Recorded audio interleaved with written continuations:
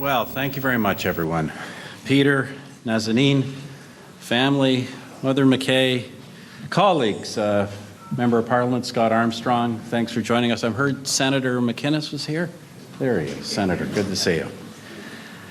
Members of the Riding Association, ladies and gentlemen, friends, chers amis. En quelques minutes, in a few minutes, your Member of Parliament, Peter, will be making an announcement about his future plans. In a few moments, your Member of Parliament, Peter, will be making an announcement about his future plans. I think some of you might have an inkling about what he's going to say. Anyway, I'm going to try not to preempt Peter's remarks. But I don't mind telling you that I'm here in a reflective state of mind, a mixture of tremendous pride and more than just a little bit of sorrow. To introduce Peter, 3 ways. Peter MacKay is an outstanding public servant.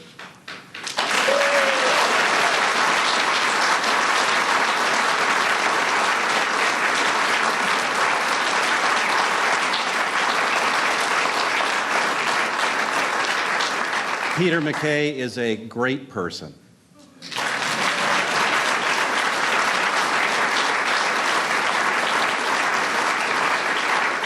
And Peter MacKay is a historic figure.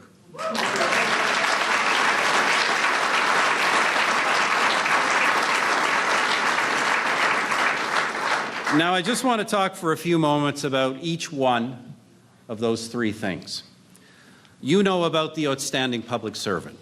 For 18 years, Peter has served the fine people of Central Nova through thick and thin, doing day in and day out all this riding could ask of him.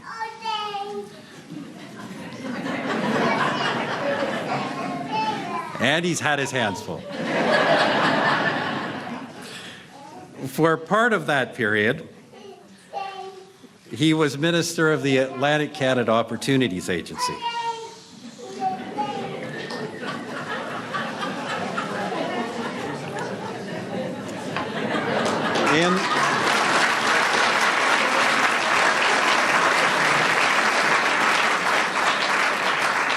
In one of my election campaigns, I have to tell you an aside, one of my election campaigns, I was in Newfoundland and Labrador. I was in Fabian, when Fabian was our MP, I was in his riding.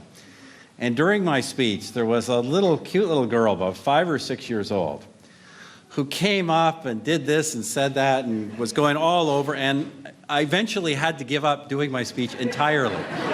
She took such attention away from me. Anyway, I think we've resolved this for now. So, for part of that period, as I said, Peter was Minister for the Atlantic Canada Opportunities Agency, making the many decisions of an organization that plays a vital role in the economic life of this important part of our great country. But of course, Peter has also been an outstanding public servant on the national stage.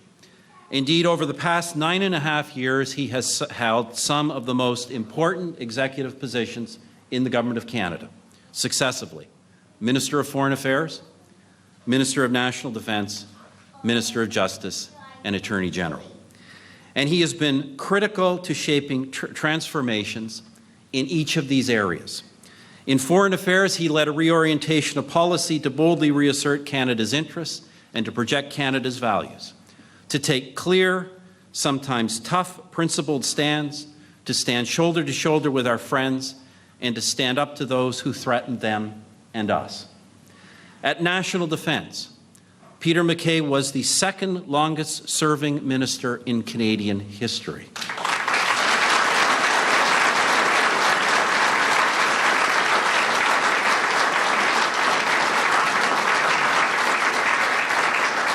Overseeing the re-equipping of the Canadian Armed Forces after the decade of darkness, the re-emergence of the Canadian military as a player in global security, and the restoration of the status of our men and women in uniform as members of our greatest national institution. And of course, long before he became Minister of Justice, Peter was a voice for profound change in our system of criminal justice, to make criminal justice once again about more than the criminal, to make it about law-abiding citizens, their property and their families, and especially to make it about victims of criminal acts. And I know that among his many achievements, Peter will consider passage this year of the Victims' Bill of Rights as among his most cherished.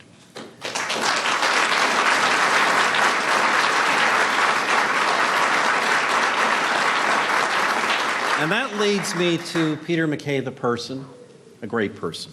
Peter's passion for criminal justice reform has been more than just a policy passion. It has been all about people.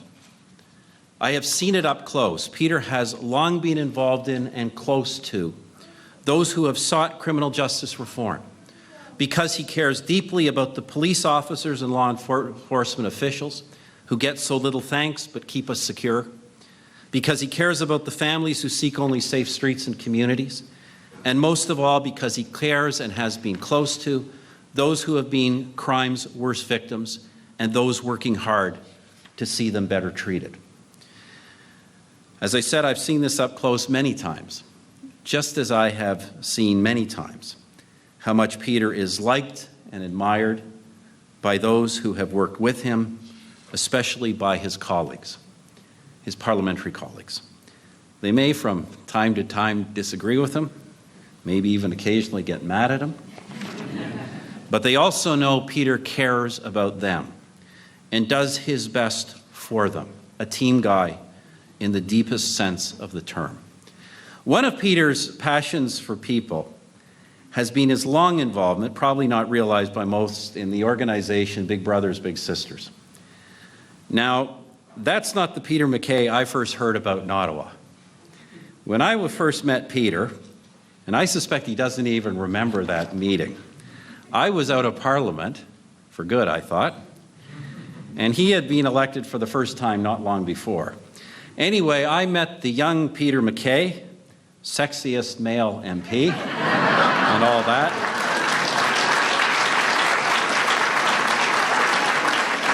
It didn't bother me. Personally, I could never see it.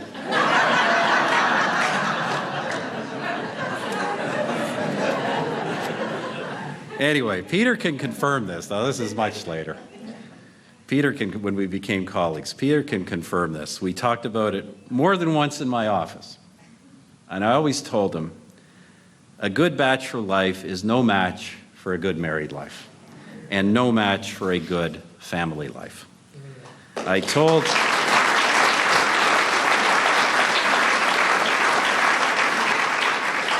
Peter to make sure he didn't miss out on that, and I told him that he would be good at it. And how did I know that? Not just because of his role in Big Brothers, but because I saw how, in the relationship he struck up with my son Ben, when Ben was just a young boy. Now, Peter probably doesn't really appreciate the impression he made on Ben, but after spending a few times together, for a long time with Ben, it was just Peter MacKay this, Peter MacKay that, all the time. So much for Dad, the Prime Minister. It's all about Peter MacKay, like the big brother he never had. It was wonderful to see, but what's even better is to see Nazanin and little Keon and a sibling to come. Wonderful.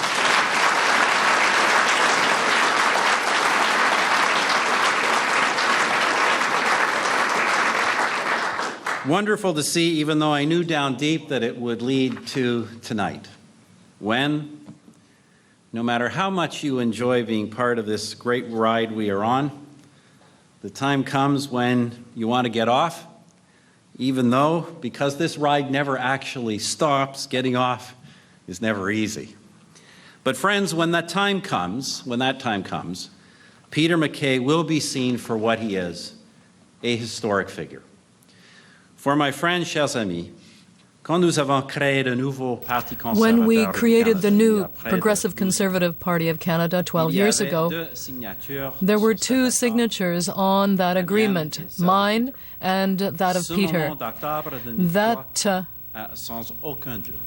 was an important moment, and it changed the course of Canadian politics. The new Conservative Party of Canada, nearly 12 years ago, There were two signatures on that agreement, my own and Peter's.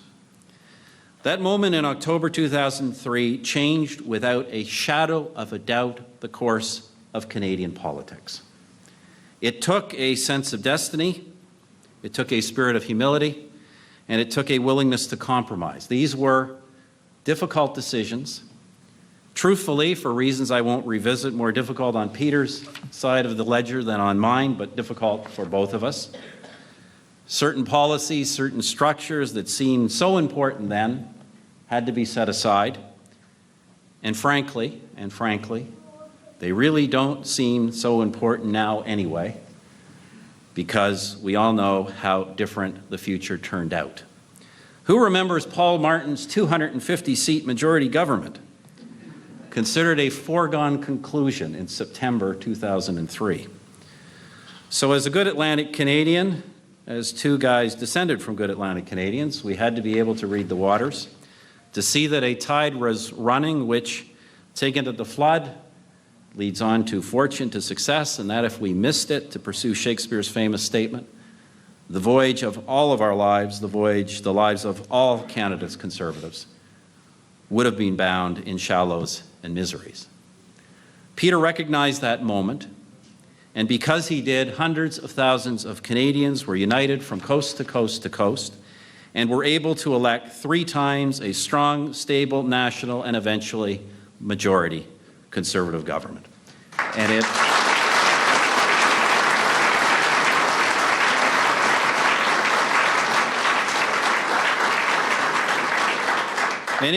has made all the difference in so many things. I've already talked about the things Peter himself has led. There have been many things, big things, little things, big things. I think about the world we're in now, where so many governments are spiraling down in debt, service cuts, and tax hikes, but where in Canada we have a balanced budget, new investments, and tax breaks that put money into the pockets of our hardworking families and senior citizens. And little things, like we can pay for some advertising to make sure Canadian families and seniors get those benefits and know that the money will actually be spent on advertising. It wasn't like that back in 2003. Since then, Peter and I, all of us, here in the room and many other rooms like it across the country, we have traveled far together, symbolized by this united party, by Peter's wonderful young family, and by this great country, the best in the world, better than ever before. Merci, Peter. Thank you, Peter. Thank you for your leadership and for your contributions and for your friendship. Thank you, Peter, for your leadership, for your contributions, and for your friendship. Now,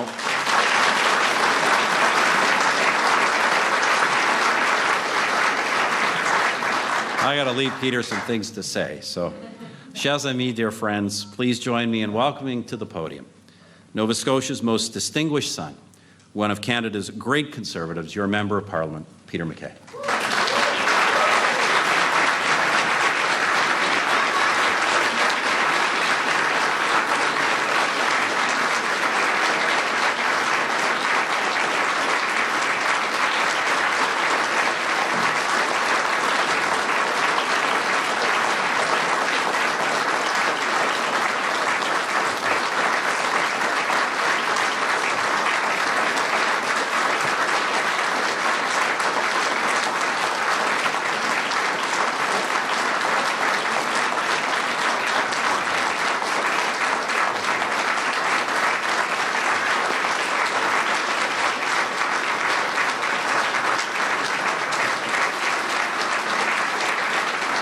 Thank you.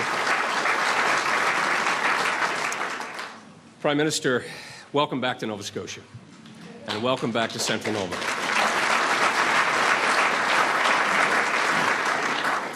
It's a beautiful sunny day here, it always is. And it's just great to have you back here at the Museum of Industry in Stellarton, Nova Scotia, once again. I appreciate your warm, generous comments. I can't thank you enough for taking time out of a very busy schedule, a punishing schedule, to be here today for what is a very important announcement for my family and for I. And I want to thank everyone for being here today, particularly my wife, Nazanin, and Keon, wherever he is, and of course my parents and my family. I'm glad everyone arrived here safe. Thank you as well to members of the law enforcement community who ensure that we're safe here today and everywhere around the country. Thank you for all that you do every day.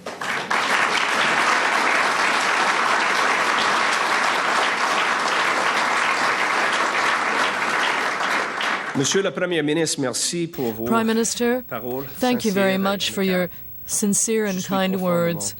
I'm deeply touched by your presence here for this announcement, and I'm very, very grateful for all your efforts and all you do for us. I also want to thank everyone for being here with me today, particularly my wife Nazanin and my son Keon, as well as my parents and other family members.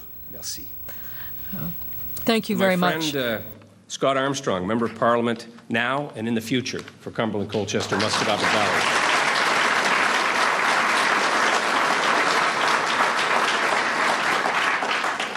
Senator McGuinness, a number of my provincial and municipal colleagues who are joining us here, many from all political stripes who are not here that I so appreciate the hard work that they do on behalf of our towns and villages and communities across our province. And I'm grateful for the pleasure that I've had to serve with all of you. I would like to thank and welcome members of the Central Nova Riding Association, many friends, neighbors, members of the press. It's good to be home with all of you. As Plaskin sings, there's a reason that I love this town. 18 years ago, this June, as a local boy, 31-year-old lawyer, the constituents of Pictou, Antigonish, Guysborough honored me with their confidence and elected me as their Member of Parliament, and they did so again 5 times. Throughout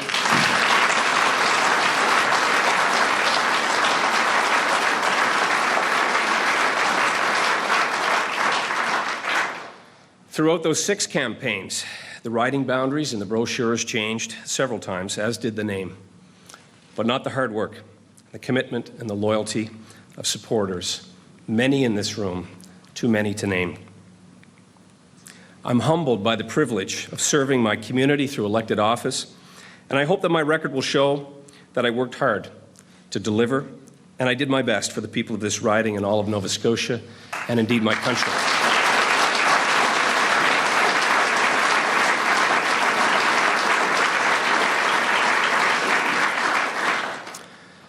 After a great deal of reflection and consultation with loved ones, today I'm announcing that I have come to the difficult decision that I will not be standing as the Conservative candidate for Central Nova in the federal election this fall.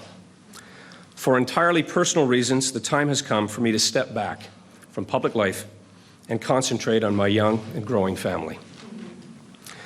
After a long period of reflection and consultation with my family and loved ones, I am announcing a difficult decision. The decision not to run for the riding of Central Nova in the next election. For purely personal reasons, it is now time for me to leave public life and to devote myself to my young family, which is continuing to grow. My love of this job and all that it entails remains strong, but the love for my family is stronger. The greatest gift of public life, it has been said, is the people that you meet and associate with. And for me, greater still is the knowledge that it was through this public life that I met and married Nazanin, the love of my life.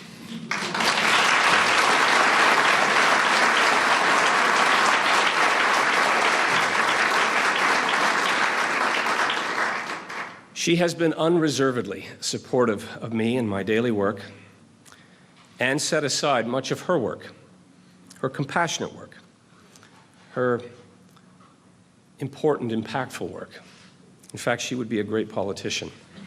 Don't get any ideas. We have been blessed with a wonderful son, Keon, my bonny laddie, who I do adore. Now, too, who fills me with pride and wonderment every day as I watch him explore and take on the world. Nothing humbles you, grounds you, or focuses you more than children. I thought that as I was wiping milk off my suit to come here. Being a father has shown me how fleeting time is and how important it is to be a part of your children's life. I want to cherish each moment. You will always be a father or a mother, but you are only a parent for a relatively short time. As folks here may know, this fall, Nazanin and Keon and I will welcome a baby girl into our lives.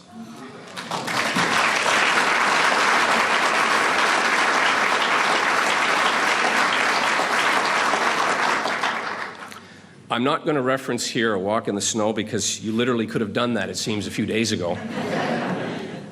The privilege and the schedule of a serving member of Parliament and cabinet minister makes it difficult at times to be a full and equal partner in marriage and in parenting.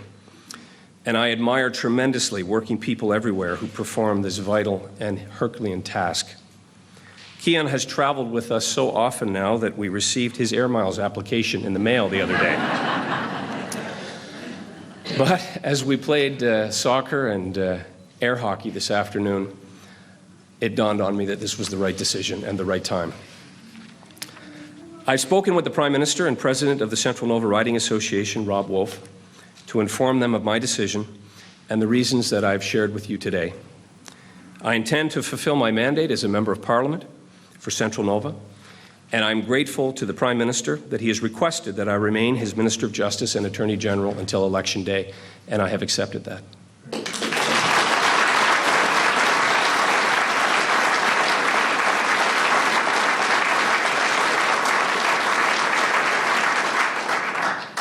I have not sought or secured other employment, and I will unreservedly support the efforts of the Prime Minister and our Conservative government to keep Canada on a path to safety, prosperity, and economic growth.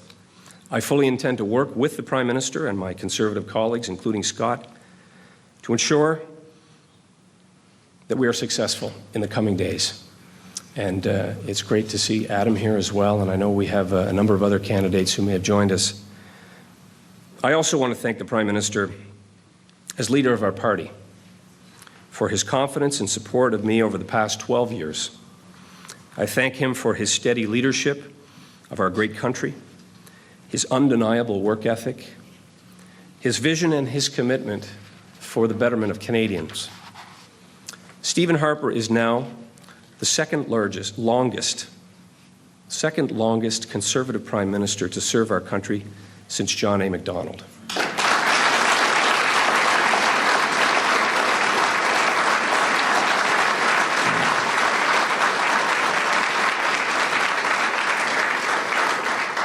He may be the largest, too. He is tall.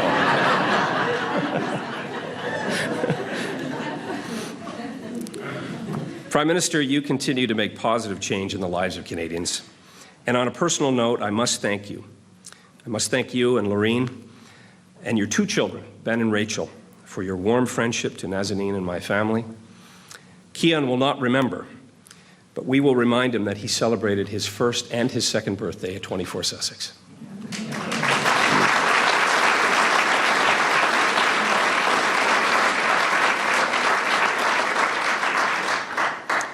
And you know, he referenced his son Ben and Rachel, and I only wish that Canadians could see the incredible passion and pride that our Prime Minister has for his family. And so I appreciate you being here with mine, with my friends, and taking time away from yours. Thank you again.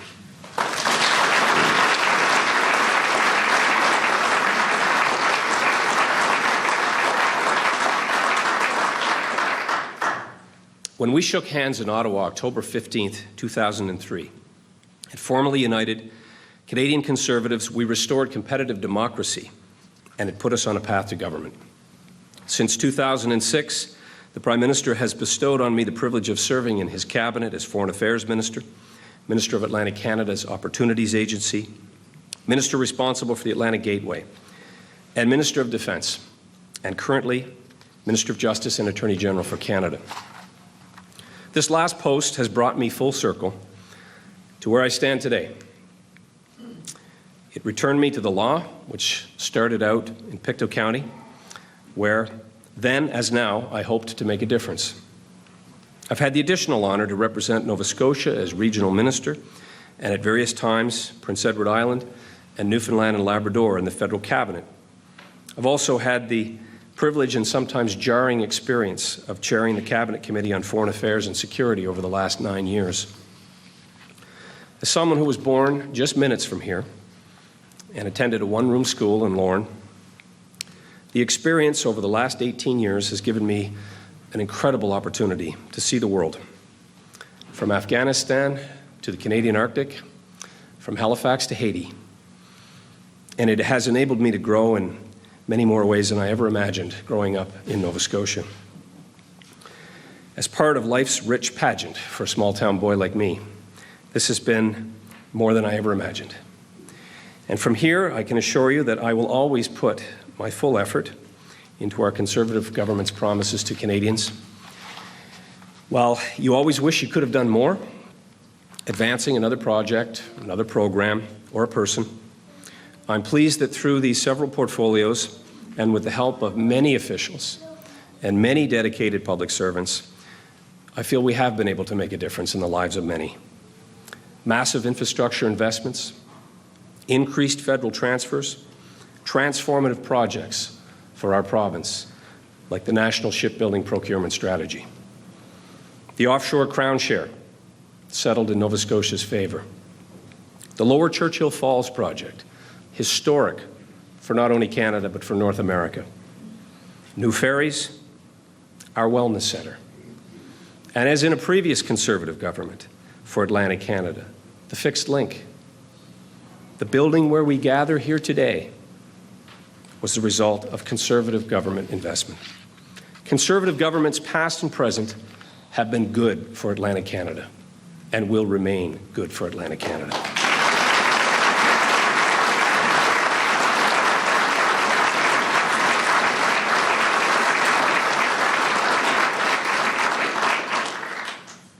The most valuable and humbling of life's lessons that I've received while in public office came during my time at the Department of National Defence, through watching members of the Canadian Armed Forces and their families. They are the single greatest example that I have ever seen of love of country and selflessness in service to Canada and the world. The commitment and sacrifice of the men and women in uniform is awe-inspiring and left an indelible impression on me that I will carry throughout my lifetime. The importance of putting your country first. I give thanks for them each and every day.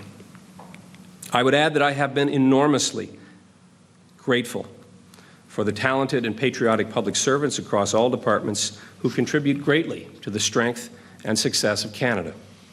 I feel blessed to have worked with many of them, including my current deputy, Bill Pentney. And if you will kindly indulge me for some personal expressions of gratitude, cramming 18 years into 18 minutes is a challenge. I'd like to take the moment to thank my staff, many of whom have served with me for a very long time, starting with Marion Frenette, my Chief of Staff, who is in fact one of the longest serving members of our party on Parliament Hill. She has been, in a word, outstanding. Previous chiefs include John McDonnell, Maureen Murphy, who remain on the job in Ottawa, Madeleine Ash, my Hill office, Krista Fraser here in the New Glasgow constituency office, have both been with me since I was elected in 1997. All I consider close personal friends, and I know I couldn't have done the job without them. Many of you would have dealt with and come to know Jean Arbuckle and Andy Ganesh or Brenda McGuinness and Sheet Harper. They too have been with me a considerable time. They too have served incredibly effectively and compassionately the people of Central Nova. I wish to thank all of my past and present staff from Ottawa, the regional office in Halifax, and here in Central Nova. And here's the list. Brendan, Janice, Sue, 2 Jennifers, Linda, 2 Audreys, Monica, Greg, Maureen, 3 Chris's, Ryan, Tyler, 2 Dans, Heather, Nick, Alan, Kevin, Andrew, Joe, Jay, Peter, Nancy B., John Holtby, Carolyn, Clarissa, Marianne, Michael B., Teo, Ken, Thomas, Francois. some of who are here today. What a team. Thank you all so much.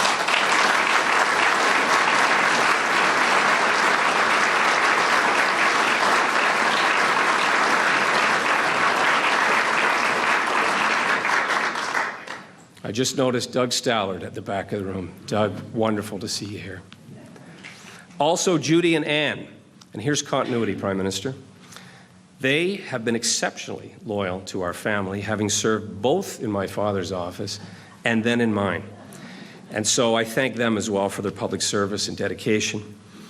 I wish to thank current Riding Association President Rob Wolf, past presidents Peter Kay, Gary MacArthur, Bill McNeil, and Herman Long, past and present campaign managers Alan Gordon, Danny McLeod, and Hector McIsaac. At this time, I think of people like Ollie Bowen, Mary McCarran, Margie Boyle. I can think of many others, and while they are no longer with us, I feel their presence here with me today. They gave so much of their lives to our democratic process, and many in this room have done the same. They take time away from their families, from their professions, from other pursuits and passions to engage in public life and politics. It's very personal in this part of the world. People invest deeply in their representatives and in their parties. Those who put up signs, who pass out literature, who dig deep in their own pockets to support what we do. We live in a very healthy democracy, and we live in a beautiful part of the world. I thank the Conservative Party of Canada and the Progressive Conservative Party of Canada for giving me the incredible opportunity to serve my country and to be a small part of our political parties and our country's history. All the men and women of all political stripes serve a noble cause when they put their name on a ballot. There are parts of the world where people are not afforded that opportunity. Most importantly, I want to express my profound gratitude to the people of Central Nova, made up of Pictou, Antigonish, Guysborough, and Halifax, and soon Colchester counties, for the honor of being their Member of Parliament since 1997. Today is, of course, a bittersweet day for me. A part of me regrets that I will not be in the fray of the upcoming election. But I remain, I promise you, Prime Minister, side by side with you and my colleagues, still competitive, always passionate about politics, but now in a different role. I love what I do, and I love the opportunities that it afforded me to help others, but simply put, I love my family more.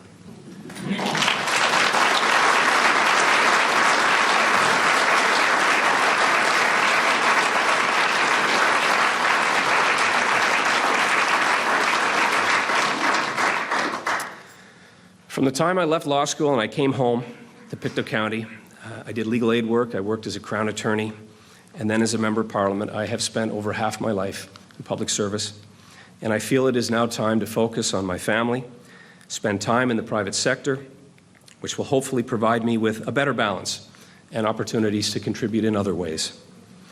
One of the most consistent elements and truths of politics is change. The time has come for me to seek change as well. Like most Canadians, what I do value most is my family and my loved ones and my friends. And so I leave politics with that on my mind. So this is not goodbye, this is farewell. See you soon. My father, who was elected 7 times, said to me recently, never lock a door when you leave unless you have to. Sage advice. And so I appreciate all of the expressions of goodwill that have been causing my BlackBerry to blow up. It's buzzing now. And I hope to have an opportunity to speak to many of you here today. Finally, I want to thank my siblings, who are my best friends, Cal and Andy, Mary, Rebecca, and their families. They've always kept me grounded. They've always reminded me of what is truly important in life, and that is being together. And I thank them for being here. My grandparents, who I was blessed to know, with much of the sage wisdom that they passed on to me. And I thank my parents, who, as the old Nova Scotia anthem says, who I love so dear. They've been there for me throughout my life, and I plan to be there for them in the future. Between my father and I, we've represented this riding for around 4 decades. He was the starter. I've only been a relief pitcher, but we did pitch a shutout.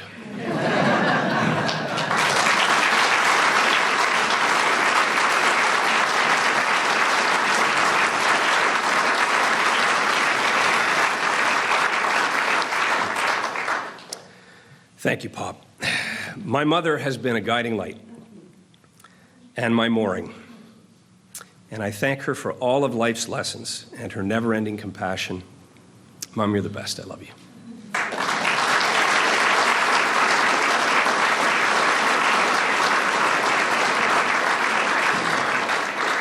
Robert Stanfield once said, "Politics gave me a depth and meaning to my life that I had no right to expect," and I share that sentiment today. I look forward, as I've said, to a more balanced but equally meaningful and fulfilling life outside politics. I thank you all for being here. I close with an old Gaelic expression, which I won't try to read in Gaelic, but it translates roughly to, "What is not worth seeking is not worth finding." I now begin that challenge of seeking a new career and a new phase in life. I've been very fortunate to spend much of my life with many of you. Thank you so much for coming. Merci et bientôt. Thank you and see you soon. God bless. And please stay and have a cup of tea. I'd love to spend time with you again. Thank you.